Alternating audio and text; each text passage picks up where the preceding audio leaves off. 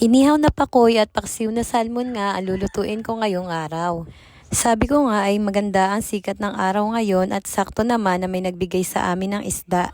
Kaya naisip ko nga na magpaksiw ng salmon at mag-ihaw ng pakoy. Pagkatapos ko nga linisan yung mga isda ay agad na rin akong nagayat ng mga rekadong pangsahog. Nilagyan ko lang yung isda ng tubig, bawang, sibuyas, luya, paminta, asin at suka. Tinakpan ko lang ito at sinalang ko na rin sa kalan. At habang kumukulo yung paksiw ay nag-iihaw naman ako ng pakoy sa labas. Dahil wala nga kaming uling ay sabunot ko na lang din inihaw yung pakoy.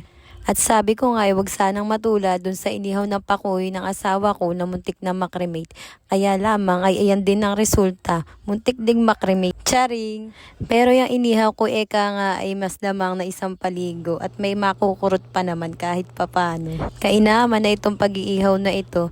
Anyway, kain po tayo. Thank you Lord sa lahat ng blessings at thank you din po sa nagbigay ng isda. Thank you for watching. Bye!